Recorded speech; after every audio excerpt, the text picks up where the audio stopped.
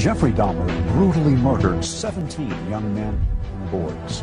Once it happened the first time, it just seemed like it had control of my life from there on in. His killing spree lasted more than a decade, and the horror didn't stop at murder. Was there something sexual in the dismemberment of the bodies for you? Yes, it was a sexual part to that. Why the cannibalism? How could a seemingly normal Midwestern boy grow up to commit such terrible crimes? Dahmer's parents struggled to find the answers. It's been eternal torment. Do you feel that you're being blamed? Yes, I do. Dahmer agreed to speak with us at the behest of his father, who had just written a revealing book. Is there anything in this book that you strongly disagree with? Yes. On the surface, the interview with Lionel Dahmer was matter-of-fact. Well, you were holding back your emotions. Yeah. But beneath his composure, unbearable pain. But they don't realize that I have very deep feelings inside. The interview with Jeffrey Dahmer's mother, Joyce, was often contentious. I don't mean to argue with you. I have no business doing that. I am really scared. I interviewed Jeffrey Dahmer and his parents at length in 1994. Much of what they shared has never been heard until now. MSNBC brings you the never-before-seen confessions of a serial killer.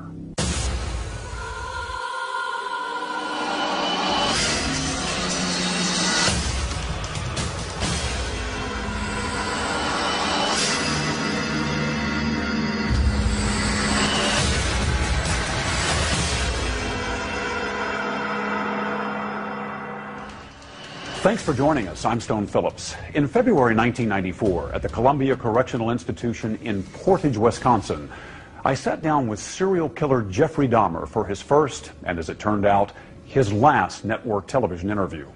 His father, Lionel Dahmer, had just written a book about his son, and he joined us. Jeff, as his father called him, was polite and seemed unnervingly normal. Rarely had a serial killer spoken in such detail about his crimes or the possible root causes. But this father and son spoke about both, as did Dahmer's mother in a rare interview. As you'll see, even looking back more than a decade later, there are still no easy answers. How are you, Dad? Hi, Jeff. Sherry, how are you? Yeah. Good to see you. It's good to see you. Hi, Jeff. Mr. Phillips. Hi, Mr. Phillips. How are you? Nice to see you. You've been spending the last few days with your folks. Great. Talking about a lot of different things. Hey, you're lucky it came up on a day when there's no snow. It was snowing like crazy all weekend. Is that right? Yeah. How are things going here for you? Slow and steady. Nothing out of the ordinary, really. You've read the book? Yes. Yes, I read the book. My dad sent it to me about last week, and spent all night reading it. I was up all night reading it. It was quite a surprise to me, some parts of it. Very interesting. In what sense?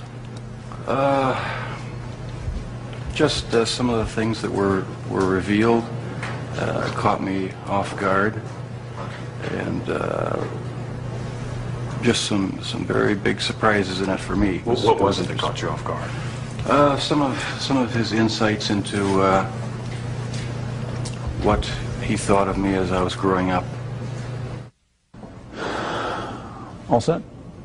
Everybody ready? Okay, let's all take a deep breath. Your dad comes here to visit about once a month, but I get the impression that the two of you don't talk a lot about everything that happened, about the crimes in particular. No, we don't discuss that because it's been gone over so thoroughly in the papers and the media that there's just really no point in going into any in-depth talks about it. We talk about our family, home, how things used to be, what prison life is like here now, and try to keep things as light and upbeat as possible. Is it hard for you to go back and talk about those things? No, not the good things. In fact, it gives me a sense of comfort to talk about the few good times there were in the past. You say the few good times.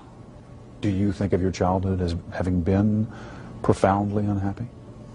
No, not profoundly. My childhood wasn't filled with any great tragedies or anything. There were good times and there were bad times. I think it was fairly normal. Jeff, do you remember your earliest experience and earliest interest, fascination with the inside of animals? Where that came from? In 9th grade, in biology class, we had the usual dissection of fetal pigs. I took the remains of that home and kept the skeleton of it. And I just started branching out. Dogs, cats.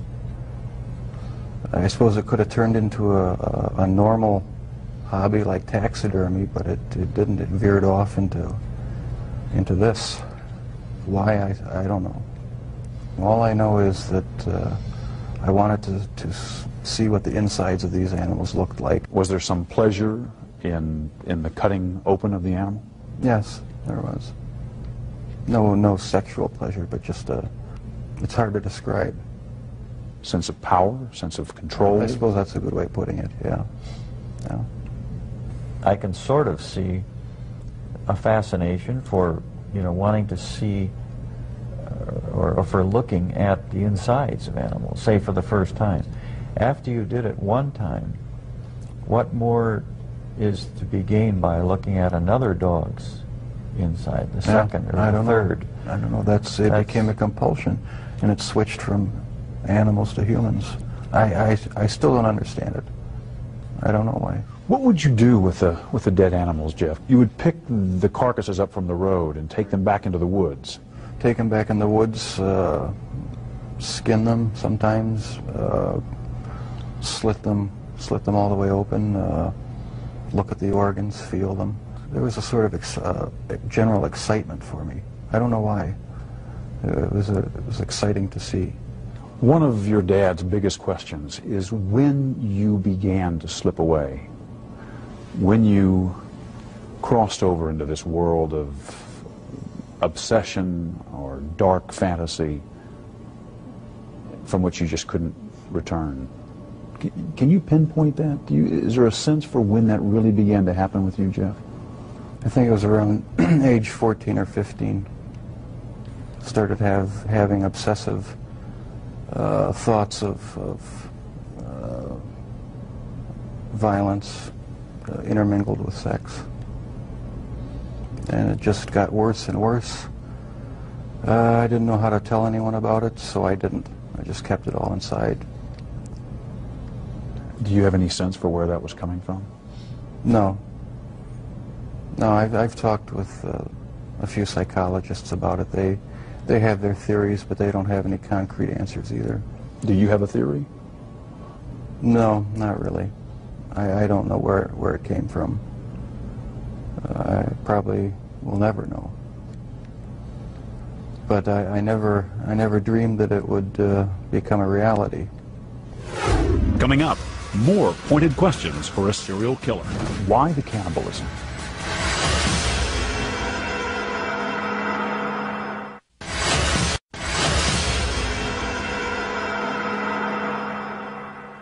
Jeffrey Dahmer was finally caught in 1991 after one of his would-be victims escaped and alerted police. What was discovered in Dahmer's apartment was horrifying. Body parts in a barrel, a human head in a refrigerator. When he confessed, the gruesome details were almost impossible to comprehend. What was it, Jeff, that took you over the edge, do you think, and made you take this from the world of fantasy into reality? From 15 on, I had this reoccurring fantasy of meeting a hitchhiker on the road and of taking him hostage and doing what I wanted with him. About 3 years later, I was 18 years old, driving home. I saw this hitchhiker about a mile from my house.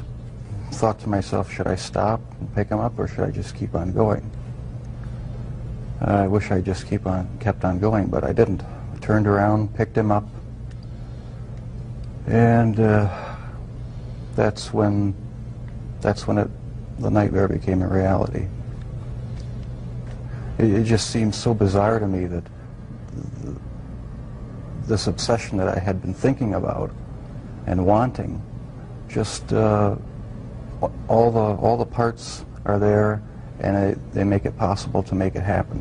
What happened after you took him to the house? The house was empty. My mother was up in Chippewa Falls with her family, and my dad was living in a rented motel about 5 miles away due to the divorce. And I pretty much had the place to myself. I was drinking a lot during that time, and just, I don't know, looking for something to, some way to find some fulfillment, some pleasure. And I acted on my fantasies, and that's where everything went wrong. This was the summer of 1978 when you took your first victim. Right.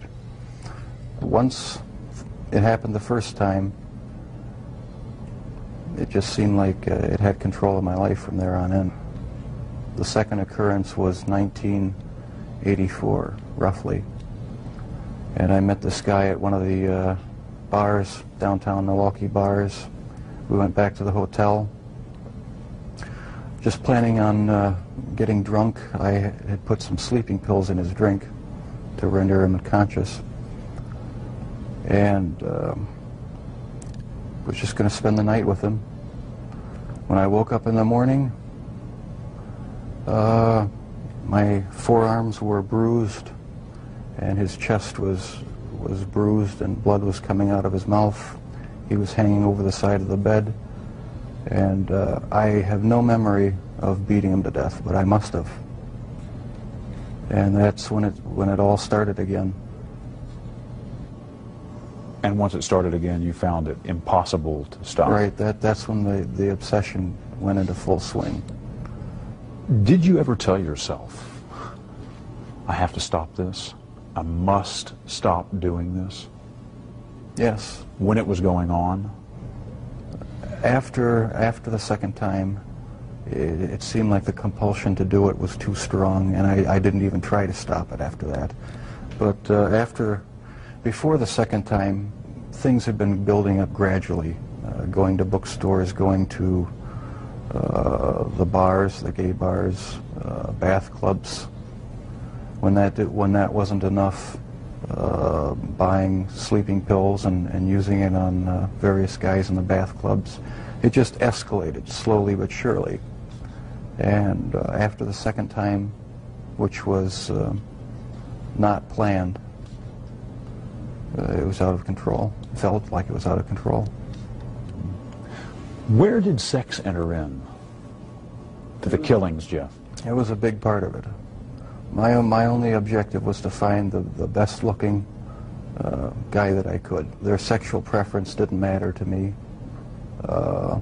Did their race matter to you? No, their race didn't matter to me. The first two young men were white. The third young man was American Indian. The fourth and fifth were Hispanic. So no, race had nothing to do with it. It was just their looks. Was there something sexual in the dismemberment of the bodies for you? As time went on, yes, I did get there was a sexual part to that. I started saving the skeletons and preserving other parts, and one thing led to another. It took more and more deviant type behaviors to satisfy my urges, and so it just spiraled out of control. Why the cannibalism? It made me feel like they were a permanent part of me. Besides the just mere curiosity of what it would be like, it made them feel that they were a part of me, and it gave me a sexual satisfaction to do that. Was it the killing that excited you, or is it what happened after the killing? No, the killing was just a means to an end.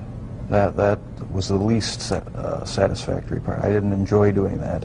That's why I tried to create living zombies with muriatic acid in the drill, but it never worked. No, the killing wasn't the objective. I just wanted to have the person under my complete control, not having to consider their wishes, being able to keep them there as long as I wanted.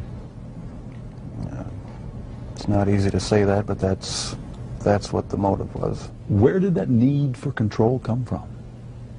Do you have any idea? I don't know, maybe I felt I had no control as a child or young adult, and that got mixed in with my sexuality, and I ended up doing what I did was my way of feeling in complete control, at least for that situation, creating my own little world where I had the final say, finding the best looking guy that I could, and having total mastery over him for as long as I wanted. Lust played a big part of it, controlling lust. That was the motive right there. A lot of this came out in the course of the trial. Obviously, both of you sat through this. Have the two of you sat down and talked about these things before? No, not in depth.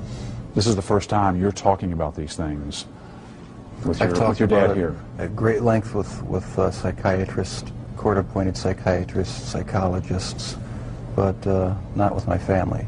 We learned everything at the trial and in the confessions and that sort of thing after the fact. The two of you never really communicated all that much, did you, father and son? Not on any deep level, no. We talked about superficial things. Never really had a real deep heart-to-heart talk about what was going on inside our own minds. I was always a very private person. I didn't like to open up and share anything with anyone. I like to keep my thoughts to myself. Why do you think that was? Because from about 15 years on up, a great deal of my thoughts were basically unshareable with anyone. So I just closed myself off and put on a mask of normalcy. Coming up, were you surprised to read that about your dad? Very surprised. I suppose everyone has their secret thoughts.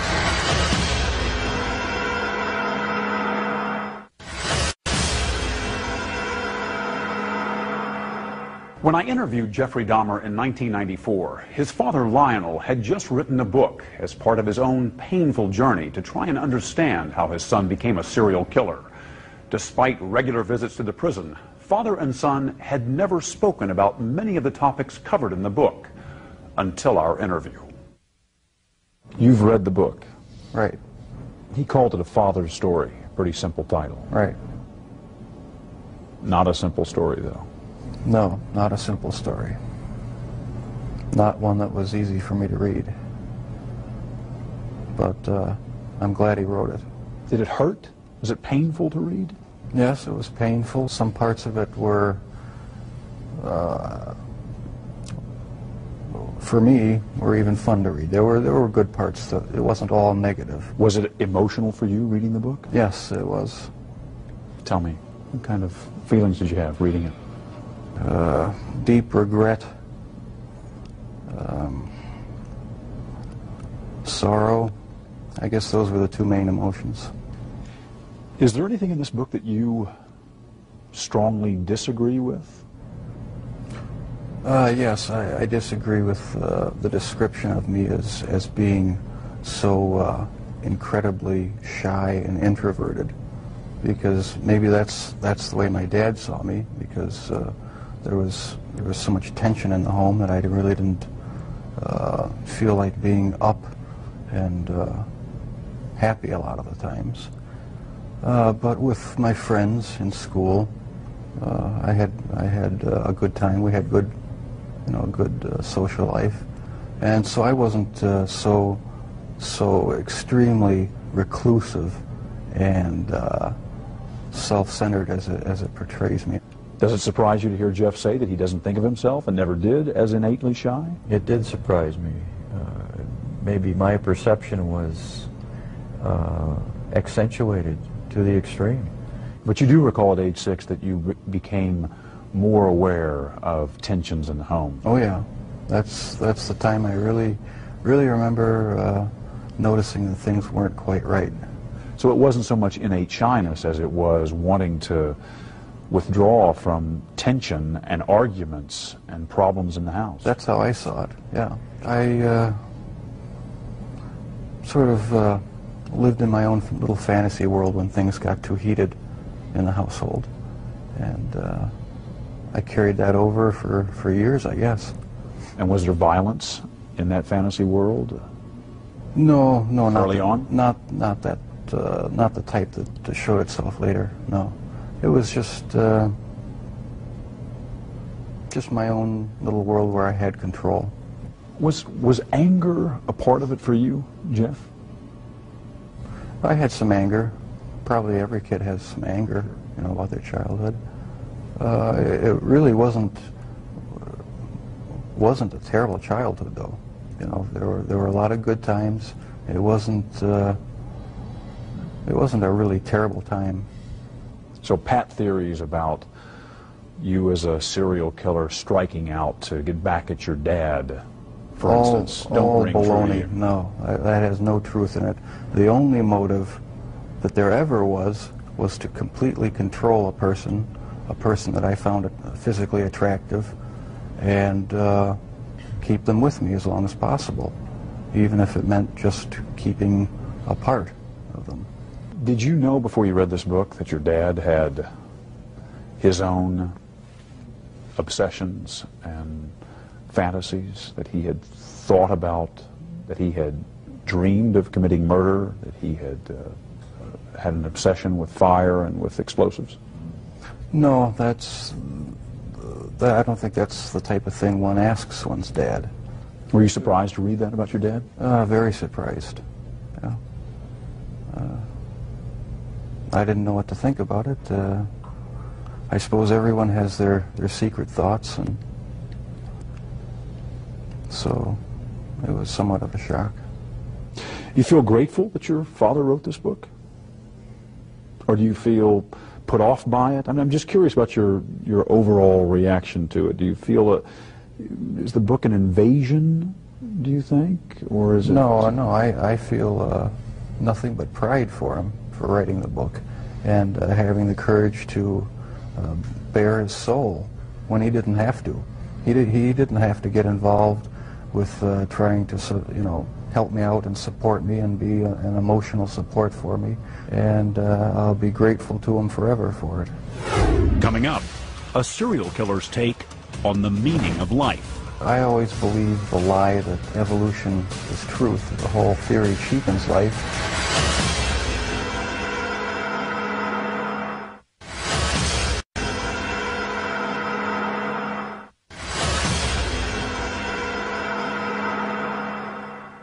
Jeffrey Dahmer kept many secrets, even before he killed his first victim. While it's not unusual for teenagers to keep some things from their parents, Dahmer's father was tormented by the idea that perhaps he had missed a key sign of what was to come and the chance to stop him. But Jeffrey Dahmer wasn't sure he would have revealed anything, and was angered by the way some people had blamed his parents. Did you ever consider talking to your parents, to your dad, about homosexuality? Is that something that you felt you could ever raise? Early on, I really didn't know that much about it myself. All I knew was that it was something that was to be kept hush-hush, not talked about, not even thought about. So I just kept it all within me and never talked about sexual issues at all, really, with anybody. Do you think if you had been able to talk about that in a more open way with your dad, for instance, that it would have helped, might have broken this veil of secrecy and enabled you to keep yourself from going down that road? I don't know exactly what, if anything, would have ever kept me from going down that road. Talking about it, I don't think would have made that much difference, because, like I said, there were things going on in my head that I would have never opened up and talked about with anybody. Your dad says he never realized how deeply troubled you were because he just thought you were shy the way he had been, shy as a boy. Do you think the signs were there and he just missed them? No, I don't think so, because I had thoughts, I had fantasies, but there was no outward show of anything that was wrong. You were pretty good at keeping it all inside. Right, I kept it inside, didn't share any of my thoughts or emotions with anybody. So how would I ever know? No, you never saw any of it, as far as I know. I did not really hear from anyone about any of these activities. And that's what really strikes me now, is if I would have known, what would I have done about it? I think I would have done a lot about it. I feel it's wrong for people who commit crimes to try to shift the blame onto somebody else, onto their parents or onto their upbringing or living circumstances. I think that's just a cop-out.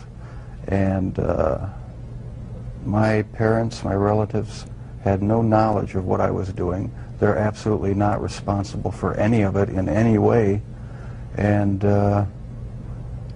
I take full responsibility. But you understand that what you did would lead your father to ask himself all kinds of questions. That's true. Where did I go wrong? Was there something I could have said or done to have prevented this? Right. Did I, in some way, create or contribute to the terrible acts my son committed? I understand that.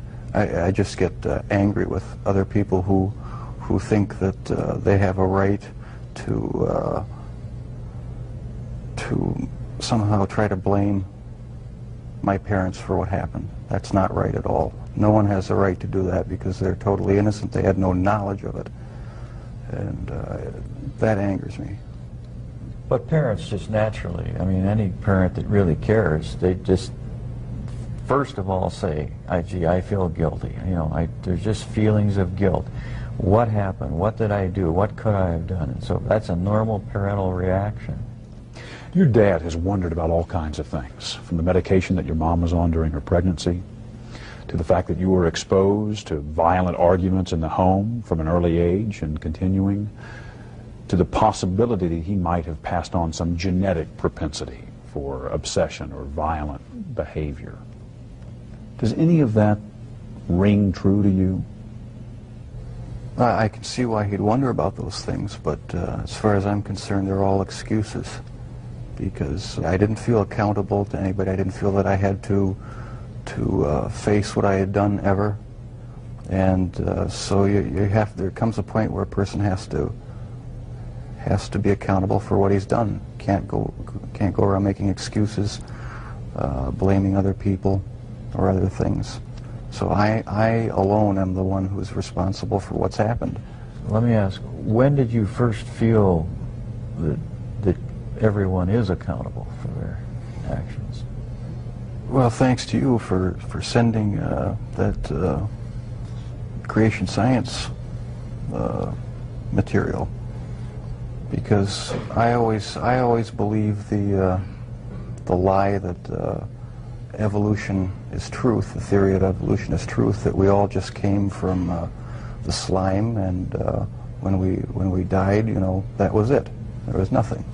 So the whole theory cheapens life, and started reading books about that show how evolution is just a complete lie. There's no basis in science to uphold it, and I've since come to believe that the Lord Jesus Christ is the true creator of the heavens and the earth. It just didn't just happen. And I have accepted him as my Lord and Savior, and I believe that I, as well as everyone else, will be accountable to him. Growing up, did you feel that you were accountable to your dad or to your mom? as the authority Yes, I figure did. in the house? Yes, I did. I mean, they didn't let me run wild. They disciplined me, and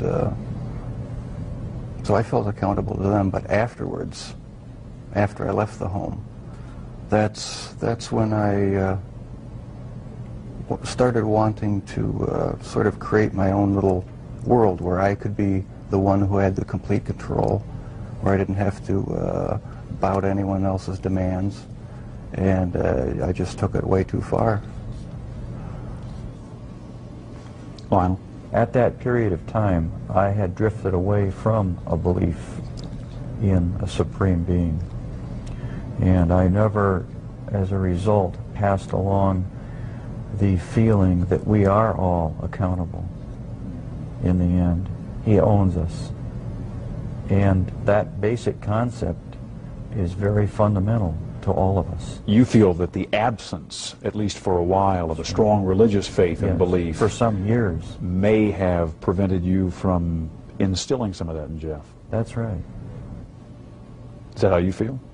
Yes, I think I had a big part to do with it.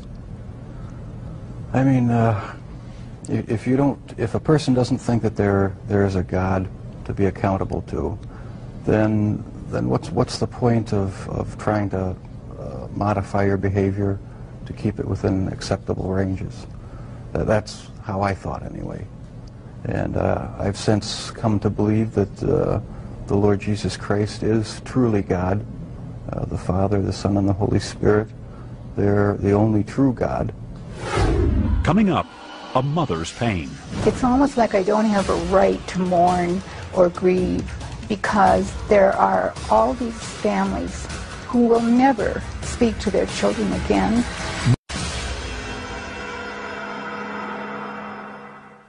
In 1994, Jeffrey Dahmer's mother lived 2,000 miles away from her son, in a different state with a different last name.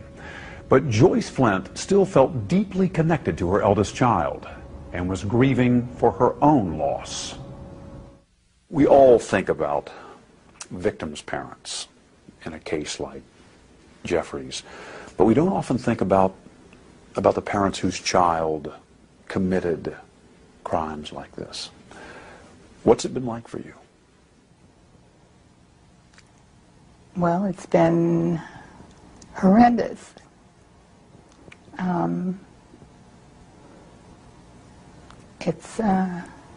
I don't know if I have words to explain something that was never seen or forecast or expected. I learned about Jeff in the same way everyone else did. A friend called me and told me it had been on television in another state. And so half an hour later I turned the television on and saw his picture. And at that point, what do? You can't believe what's happening. And you cry and you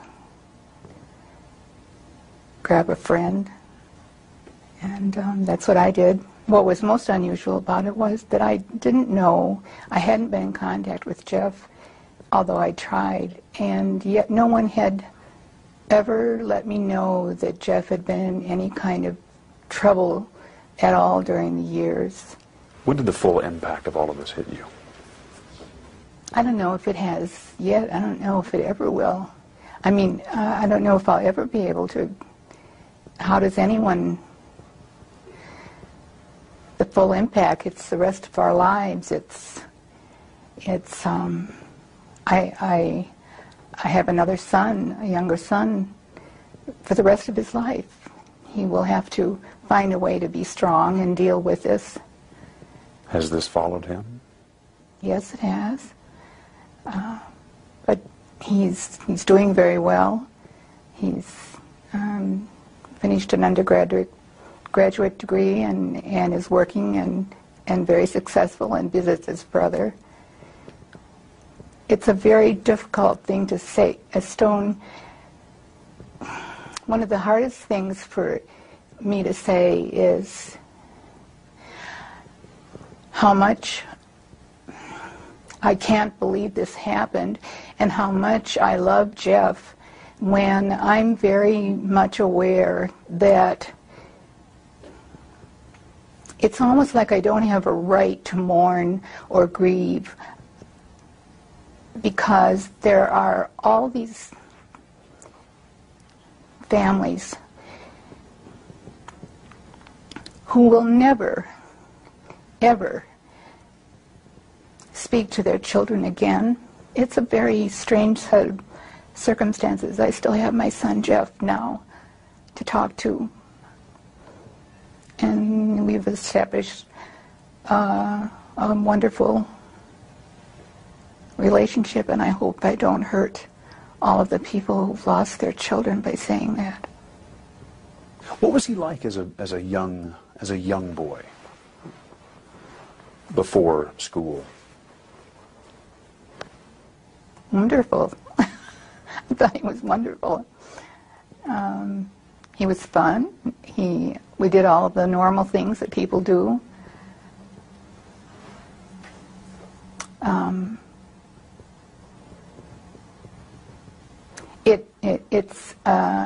It's hard to be asked questions that go back 30-some years when you never expected that anything but good would happen in your family.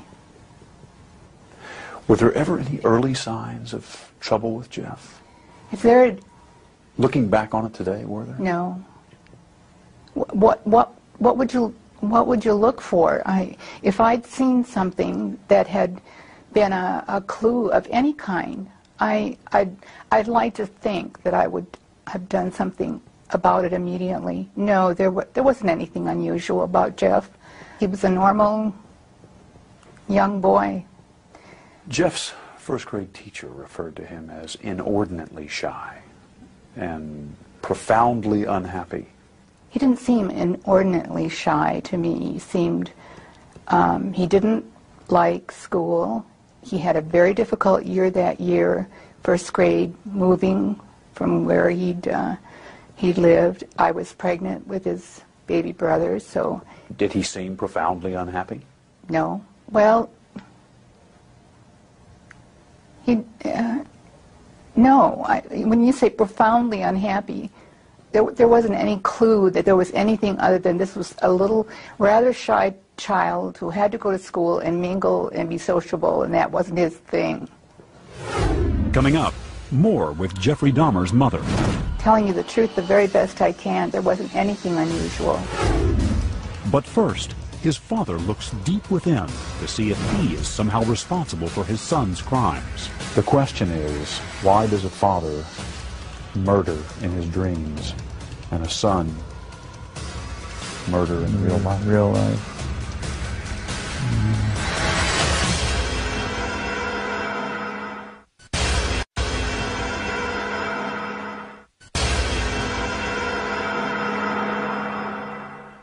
How would you describe Jeff as a young child? Was he happy? Was he outgoing as a 2, 3, 4-year-old? He was quite outgoing up until maybe age 3, 3.5, 4, somewhere in there. He developed a double hernia. That was pretty traumatic for him physically, wasn't it? I think, you know, if this whole thing is conjecture at this point. It might have been, along with other incidents in his life, might have been one of the trigger points. I mean, you know, the old Freudian castration complex might come to bear here, and I guess psychoanalysts would really have a heyday with this, because, you know, he was concerned about losing his penis. He asked his mother if he had lost it, if it had been cut off. Now, there may be something he later did to his, or at least some of his victims. That's true, yes.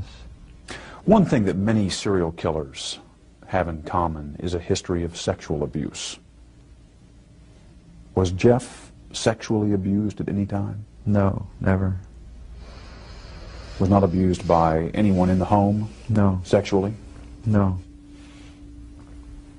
Can you even begin to describe what it's been like for you as the parent of someone who has committed crimes of this nature? Well, it's been eternal torment. In the privacy of my own room,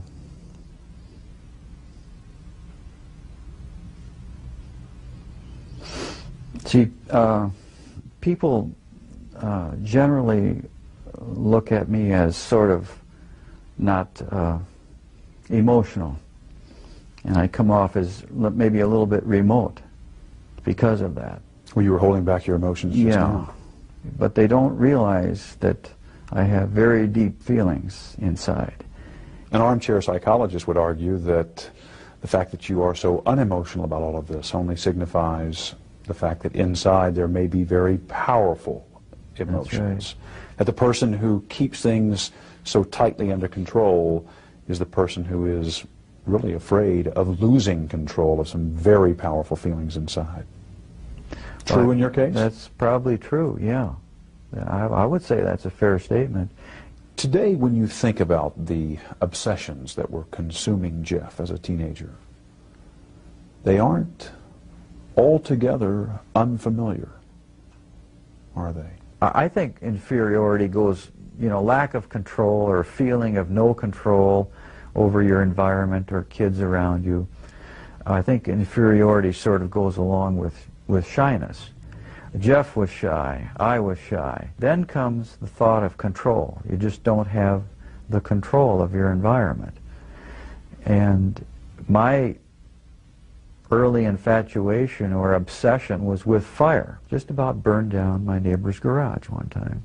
Just starting a little fire. When you were a teenager, you had dreams of committing murder yourself. Yeah, let me clarify that. Please. I was shy and, felt lack of control and so forth, and I was bullied. Okay, there were a lot of bullies in our neighborhood. And almost always after I was either physically or in some other way harassed by bullies, I would wake up, say, the next morning or the morning after that, shortly after that, and I would for just say about 30 seconds or so, have this feeling that I had hurt someone, that I had maybe hurt them badly, that I had killed them. But it was a vague sort of a feeling, and it happened just every so often, and after attacks by neighborhood kids. The question is, why does a father murder in his dreams and a son murder in real life? Real life. Yeah. In mentioning these things and writing about them in your book, you seem to believe that you may have passed on some kind of genetic propensity for obsession or destructive behavior. That might be one factor in this puzzle of why your son did what he did. It's something to be considered, in the broad spectrum of possibilities. The problem with just calling it genetic predisposition or genetic predestinarianism is that it's not really scientific. It's not true with respect to personality. But it's being investigated. What led him to cross the line, to go over the edge? I don't know, but I guess I would just conjecture that whatever it was, it probably goes back further to whatever got hooked into his sexuality. I do believe strongly that was, those hormones are the most powerful thing on earth almost, and I do believe that theory. A sexual drive. It was the sexual drive that led him to murder and dismember. That's my personal belief, and however it got bizarrely hooked into entrails is beyond me, but I believe that if it could be unearthed as to how that happened, or what that derivation was, then we'd have the answer. Coming up, the Dahmers' volatile marriage and its effects examined. It was unnerving, depressing, made me angry sometimes.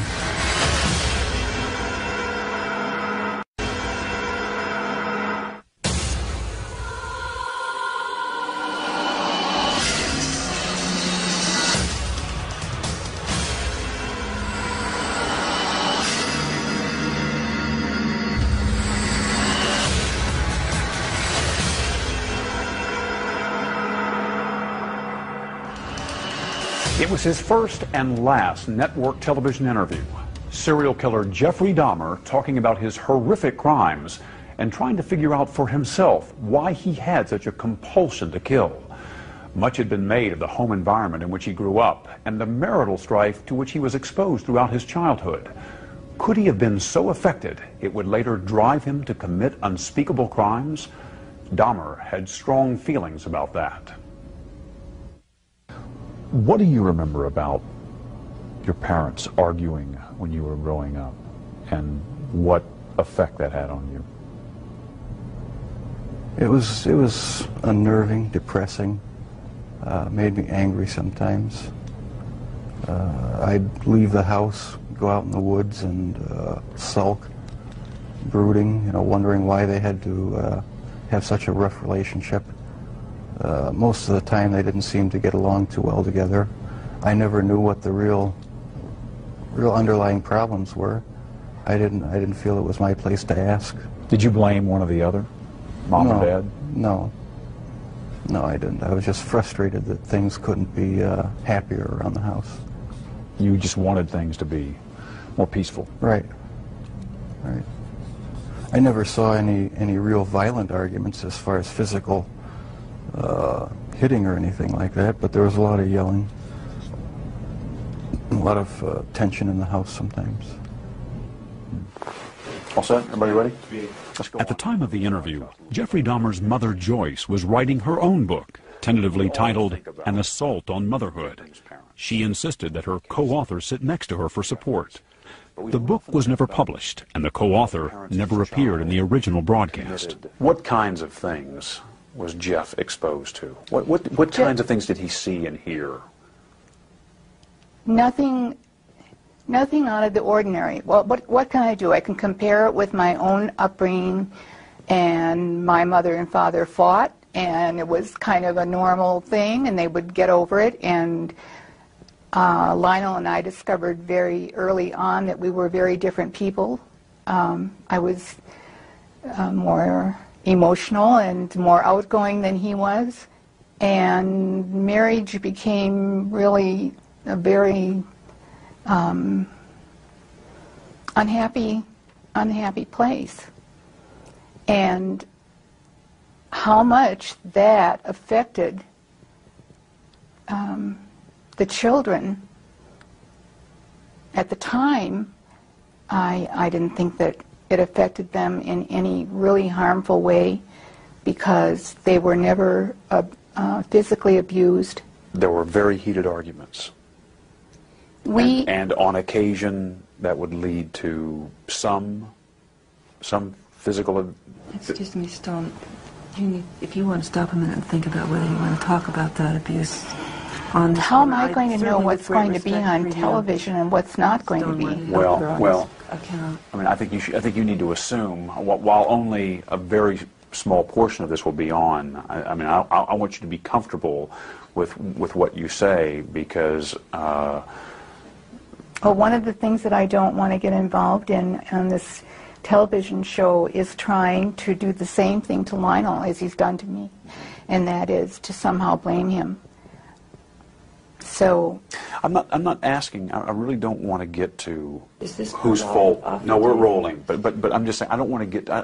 I am really not concerned with fault and whether it was you or whether it was Lionel. What I'm trying to understand is what was going on between you for whatever reason. I'm sure both of you brought something to the table on that. That's usually the case in a marriage situation. My question is, what kinds of things, what do you recall about the kinds of things that were happening between you that Jeff may have been exposed to, and to the extent that there is some question about the kind of emotional turmoil that might have caused him? Stone, I have to tell you, I've thought of that over and over again, and there's nothing about the kind of arguments, the kinds of fights we might have had, the disagreements over how to bring up children, there was nothing unusual about that. And Jeff is not the result of what is going on in every home in America. He's not the result of that. So you're saying it wasn't a perfect marriage, you're saying, but it was nothing so extraordinary that it could explain why he went on to do what he did? Absolutely not. Telling you the truth the very best I can, there wasn't anything unusual.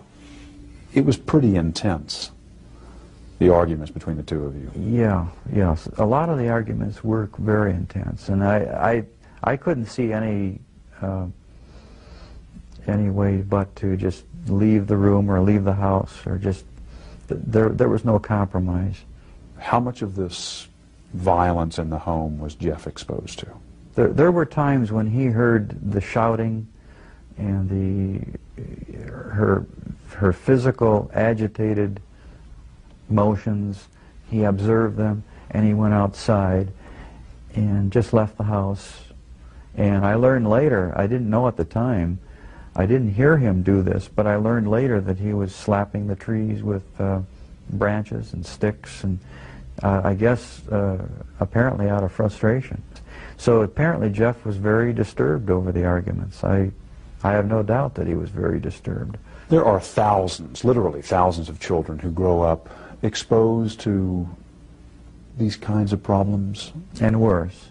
And worse. And yet they don't go on to do the kinds of things that Jeff did. In and of themselves, they're not I guess we would say, not the only factors. But, you know, everyone's an individual, I guess, aren't they? But there may have been more important, unknown to us yet, trigger points that make Jeff more unique than the usual case. When you think back on those times, the arguments and the possible effect it may have had on the kids, does it cause you anguish? It makes me sick that we didn't have a more Ozzie and Harriet type family.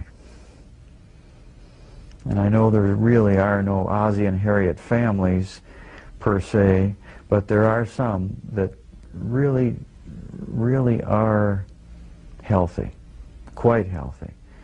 And ours could have been. And it just makes me sick to my stomach that it wasn't. That's how I feel. You know, I'll feel that way to my death. Coming up, the agonizing search for pieces of the puzzle turns to Joyce's pregnancy with Jeffrey, a topic that would fuel an intense debate. There's an obvious discrepancy here between what you're saying and what Lionel is saying about the nature of the pregnancy. Are you serious?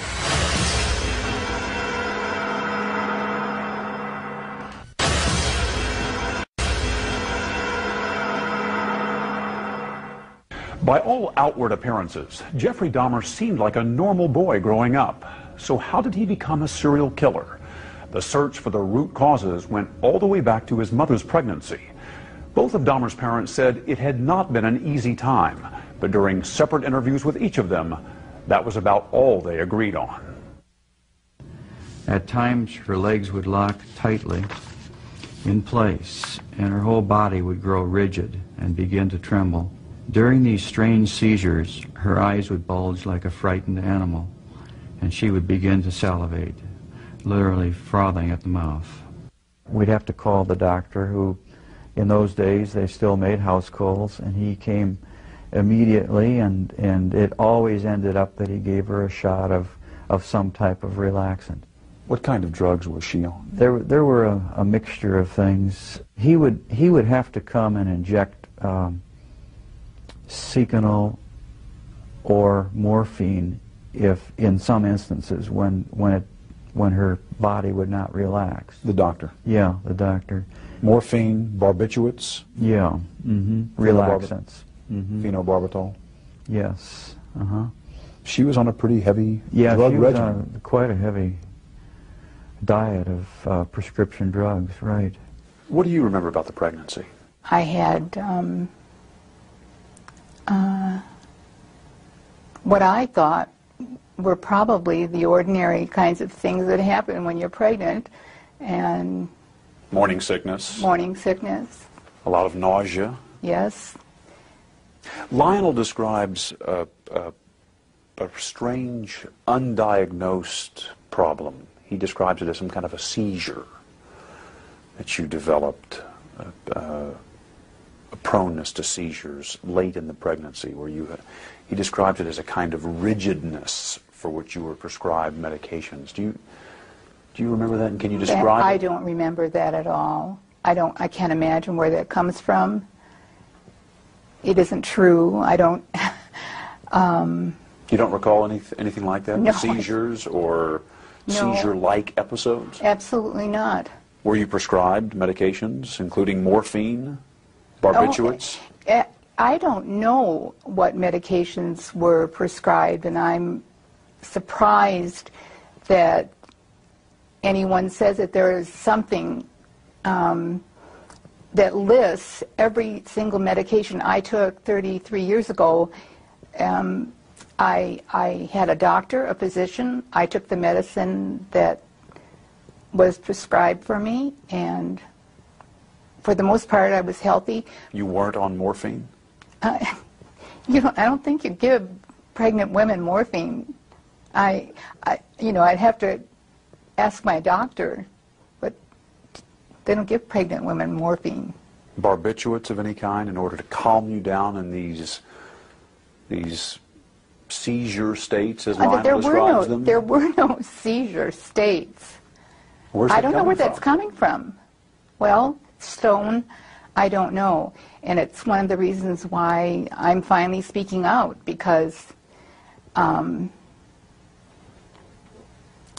there were no seizures. There was nothing that was out of the ordinary as far as my pregnancy was concerned, except that I needed to be in bed. There's an obvious discrepancy here between what you're saying and what Lionel is saying about the nature of the pregnancy. It was difficult, you both agree, but he describes you in these states where you were, as he says, literally frothing at the mouth.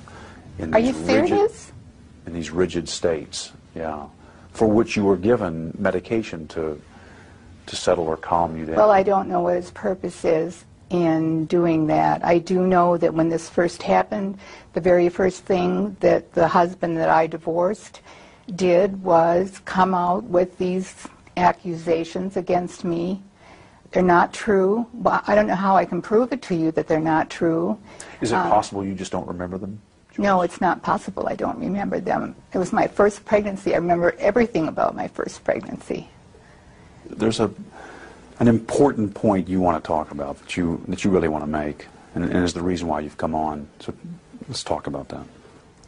Thank you. I appreciate that very much, Stone, because I'm really feeling like the questions that I've been asked so far are exactly the reason why I wanted to come on, exactly the reason why I want to write a book tentatively titled An Assault on Motherhood, and that's exactly how I feel, like I'm being assaulted by statements that can't be substantiated, that people have said are not so, but here I am one more time having to defend myself. I want to get across that we as women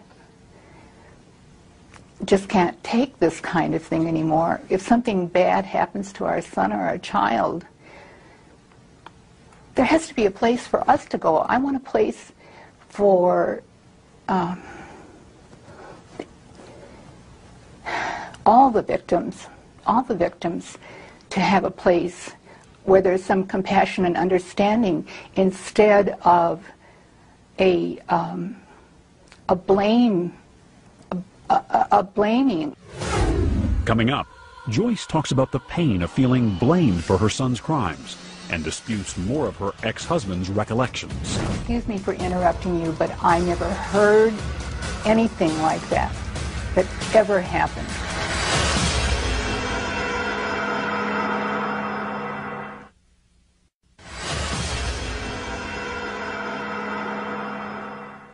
In 1994, Jeffrey Dahmer's mother, Joyce Flint, was tormented, feeling unfairly blamed for her son's horrific crimes. She had planned to write a book, tentatively titled An Assault on Motherhood, about her ordeal. In fact, her co-author sat next to her during the interview, sometimes interrupting when she felt the questions were too much for Joyce to handle.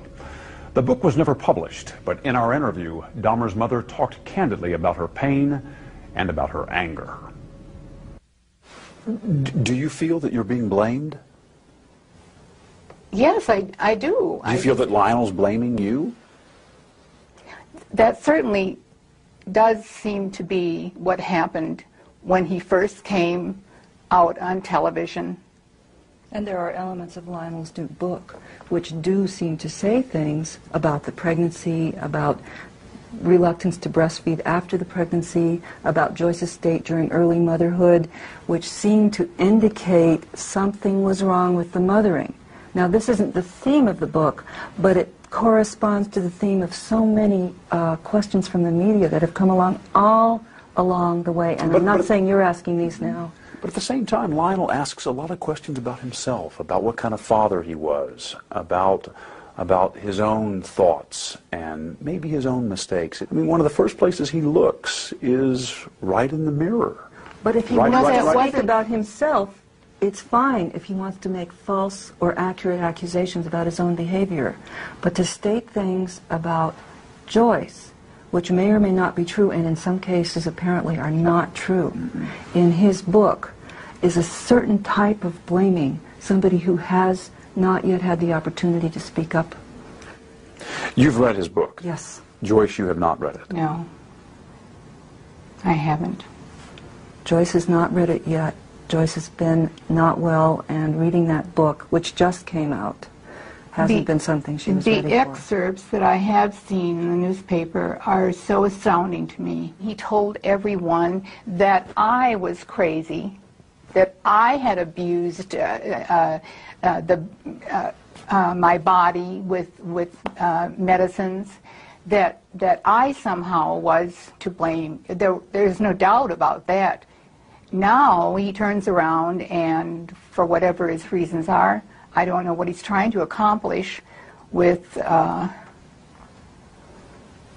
talking about something he should have shared with me before he ever married me, if he's got some thought that had anything to do with Jeff.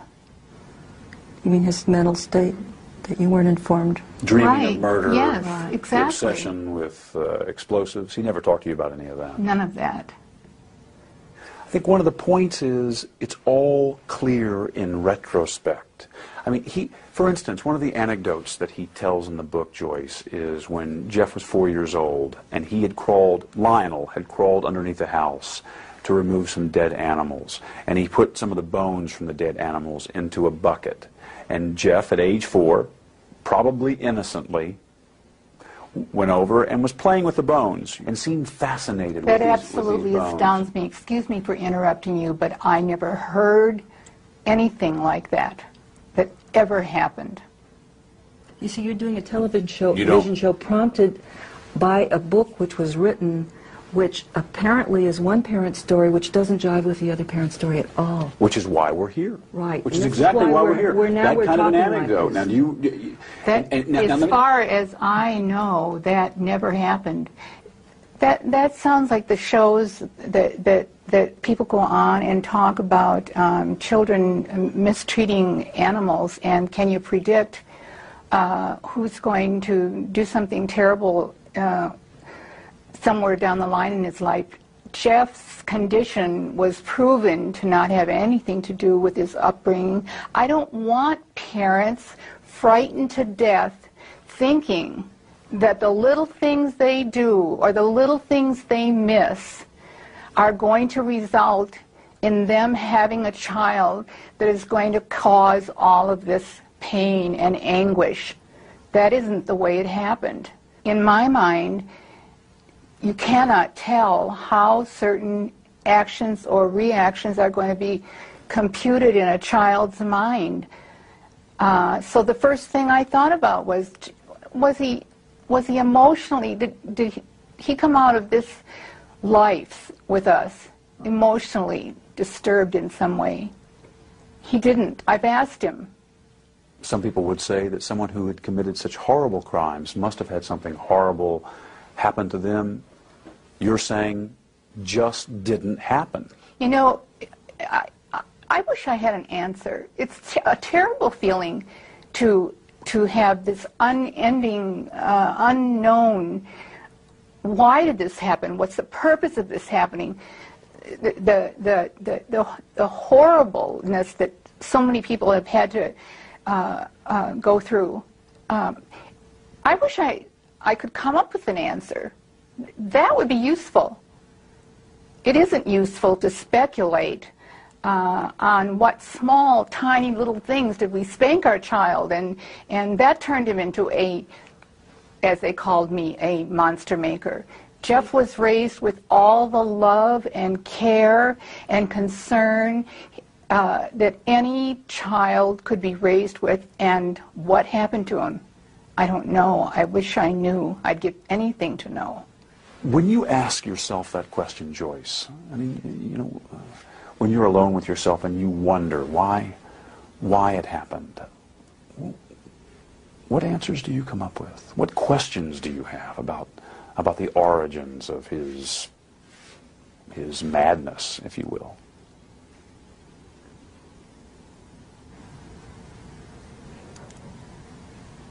I can't explain it. I can only cry about it. I asked the universe, why would this be allowed to happen?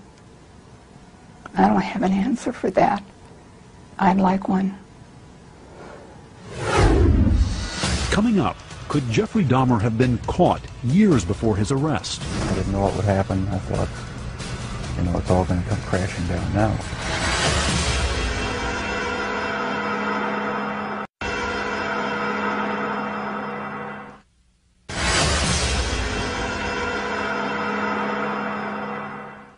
There were times during the years Jeffrey Dahmer was killing young men and boys when he came close to being caught, stopped from taking more lives.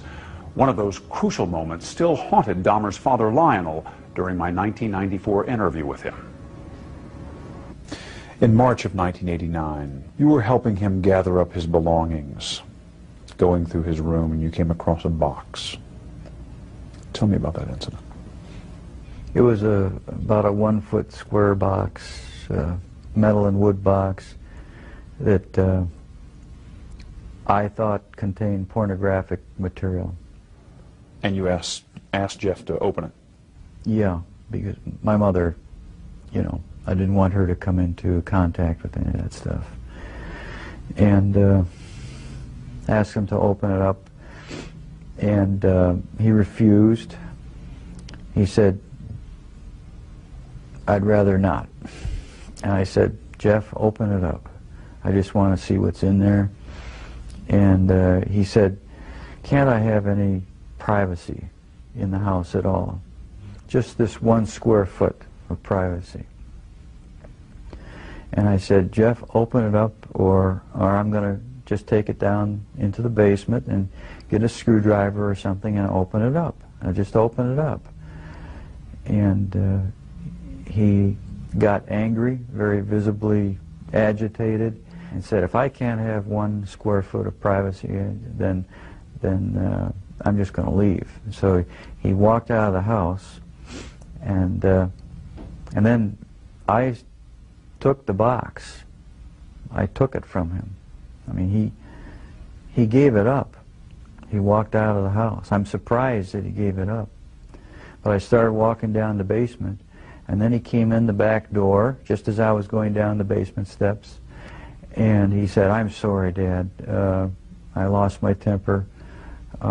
There's just some pornographic stuff in there." He said, "Just wait. I'll open it up tomorrow morning and show you what it is. Just let me put it away now and forget about it. Let's not cause an uproar anymore today or tonight, and because of Grandma." And so, my not fathoming what could be in that box, I said, "Okay, we'll just open it up tomorrow then, and then let's get rid of it, whatever it is." And the next morning he came down from upstairs and showed me, and there was pornographic literature in there. And I said, "Okay, get rid of it now, and I don't want to, see any more of it around here." He said, "Okay, Dad." And that was the end of that incident, and I didn't realize what was in that box. What was in the box? Well, as I learned later, after the trial, it was one of the human heads, one of the victims, which he then took to his work and put in the locker. I told Jeff I can't imagine what I would do if I would have opened that box and found that, because I probably would have reacted in my typical fashion of just shock and numbness. I probably would have thought that, maybe it's an artificial, some type of, I don't know, an occult thing or just some decorative thing, that something, but not human. I can imagine I would finally realize, or suspicion, what that is. And then I don't know what would happen. I think I probably would have lost it. I don't know what I would have done.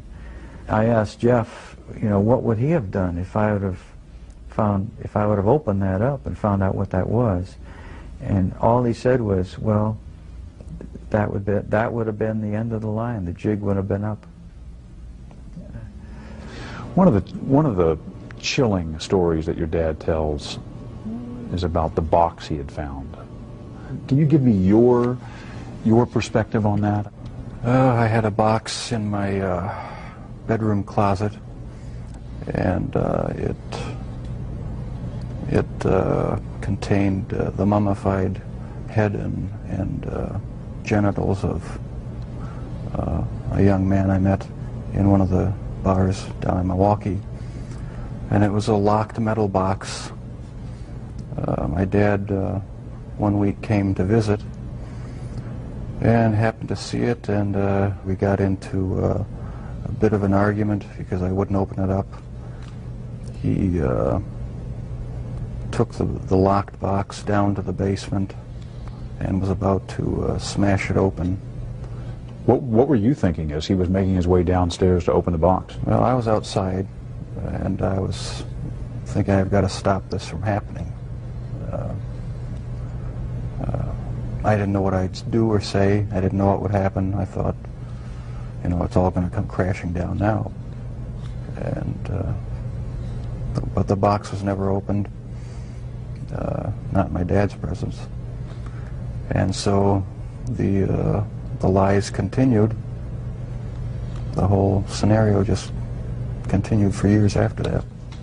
Were there times when your dad may have been closer to discovering what was going on than even he knew?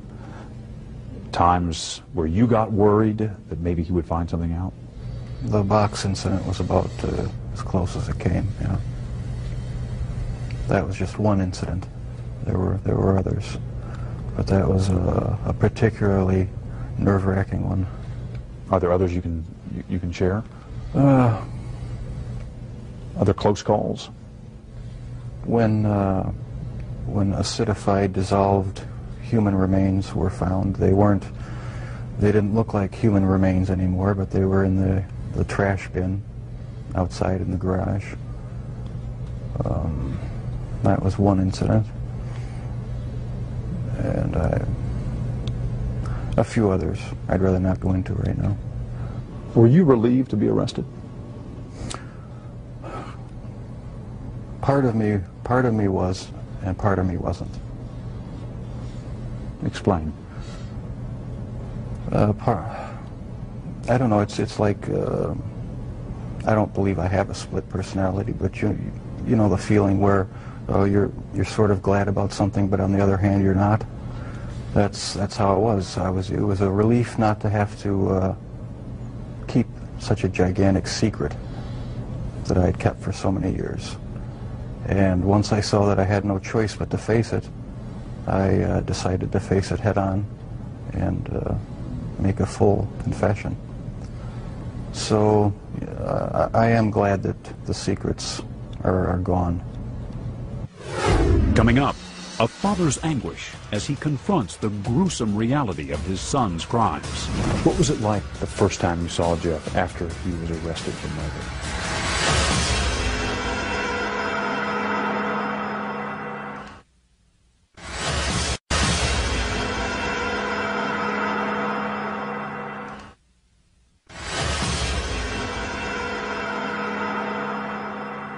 How good was Jeff at manipulating you?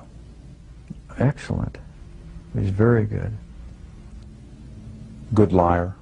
He fooled everyone. He fooled me. Yeah, very good. He fooled his probation officer, his attorney, the police, you know, who came. I mean, he had bodies in his next room when the police were standing in his outer room. There were so many people that he fooled. And he could lie and be just cool as a cucumber. Yeah, he just looked very innocuous. He just looked like an average person who couldn't possibly do the things that he did. What was it like the first time you saw Jeff after he was arrested for murder? Oh, that was really tough. He was disheveled, you know, beard, and he hadn't slept. There were people screaming in the cells, and he just stood there like a limp rag. What did you say to each other? I went up to him and I said, "Jeff, I love you." I hugged him. I cried.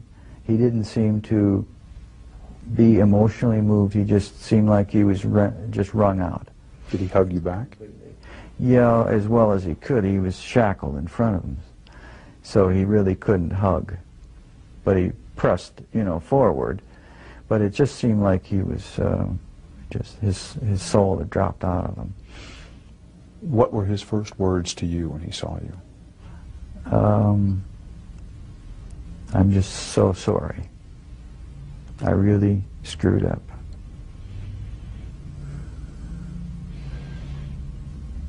It was pretty much unemotional, emotionless response.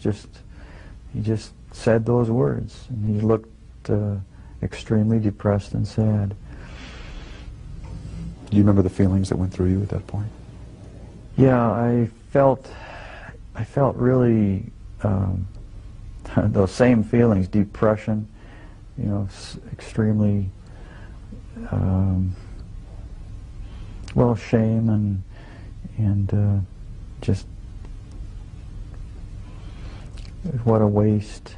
The other feelings were that I wanted to still help him in some way, and I kept telling him, reassuring that his attorney said that he would get help. And I told Jeff that you really do need help, Jeff, mental help, and we're going to try to get you into this place to get the proper help. How did you feel when you first heard about the crimes, about the nature of the crimes he'd committed? I think it was sort of a feeling as if I were just floating above myself and observing some other person. As if I were anesthetized with something that just prevented me from feeling anything deeply. It was just a total stun, a total shock. You went numb. Complete numbness. And in the moment when the pain has come through, what is it that you felt? I felt all these different emotions come over me. How am I going to face victims, families, if I go to the trial? How can I arrange something? My feelings were for Jeff too. I sort of put myself in his place. He's totally lost. I could almost feel the total disorientation and loss, feeling like maybe he would want to commit suicide. I felt very depressed and shamed. Just very, very depressed, just to the bottom of the pit. Have you ever stopped loving your son? No. No. I think that part of my continuing to want to love and support him is because I can remember him as a youth when he was innocent. What do you see when you look at Jeff's face? I guess the parent, naive parent in me still says I see an innocent, shy child, a defenseless, vulnerable child who I wish I could help now. I know there are some people who say he shouldn't have any peace. The victims' families don't have any peace. But I want to see what I can do to help Jeff have some peace in his mind, because there's still things there. Does he deserve that? And well, yeah, I think he does. Was there a time when you hated Jeff for what he did? Yeah, I think probably there was a mixture of feelings of anger and hate and disappointment and also feeling extremely sorry for what he did. Felt very sorry for victims and their families and also for Jeff. The terrible waste. Have you had a chance to sit down with Jeff and ask him why? Why did you do this? What was it?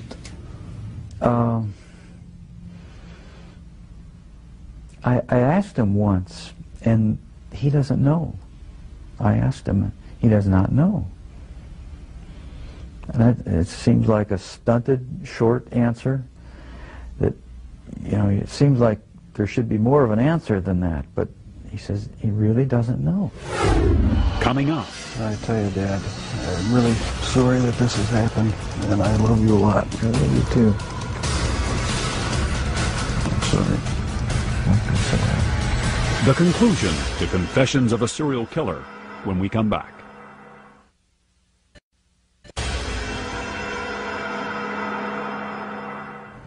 Your father told me that one of the reasons he wrote this book was in order to put down on paper what he has been unable to say to you in words, kind of reaching out to you. What do you want to say to him, having read this?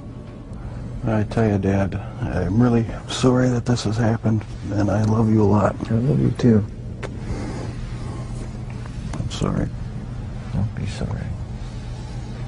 We haven't always shown it a lot, but I do love him a great deal. I love you. And without the support of my folks, I don't think I would have come through this. We've opened up with each other a lot more now since the trial and everything. There's no secrets to be hidden away. I don't feel that I have to keep any secrets from him. We've come to face what's real now, instead of just glossing things over and talking about superficial things. So there's a lot more communication between us. This book may serve as a further bridge between Jeff and myself. And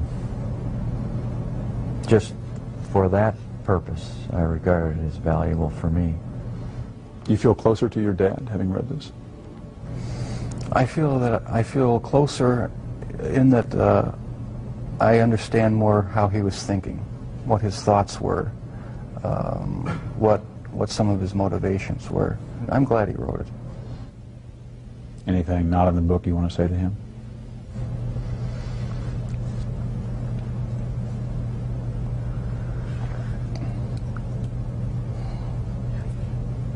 I can't think too clearly right now. I'm feeling pretty emotional. I think that a lot of things have been brought out in this interview that has brought us to a little bit deeper, just a little bit closer understanding as to how this all originated.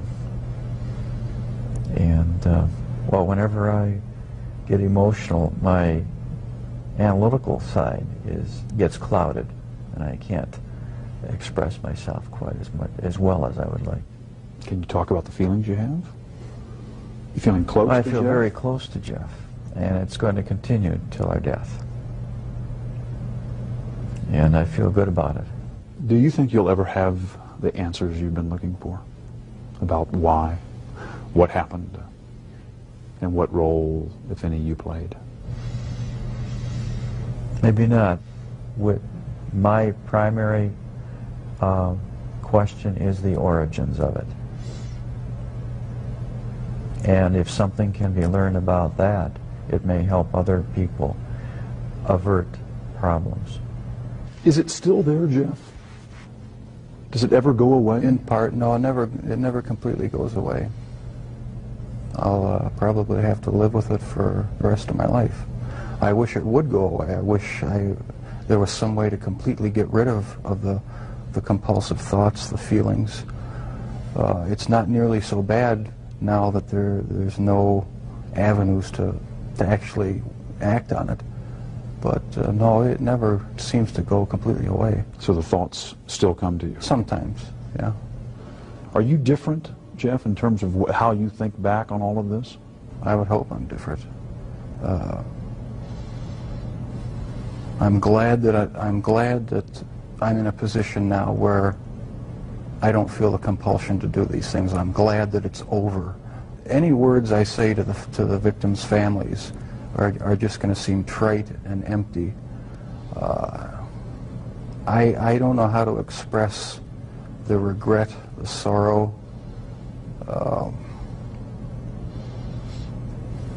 that I feel for what I've done for their sons. I can't find the right words. All right, see you later, Dad. After the interview at the prison, Dahmer casually showed us something a little unsettling. Just a point of interest. That's the type of box. This is the type of box? He wanted us to know that box looked strikingly like the one his father had found, the one Jeffrey had used to hide body parts. Thank you, Jeff. All right. To this day, the interview with Jeffrey Dahmer remains one of the eeriest experiences of my 30 years in television news. From the weak handshake with which he greeted me to his bizarre observation about that metal box as he returned to his cell, Dahmer was a haunting figure. He often said he had wanted the death penalty. 9 months after our interview, his death wish came true. I'm Stone Phillips.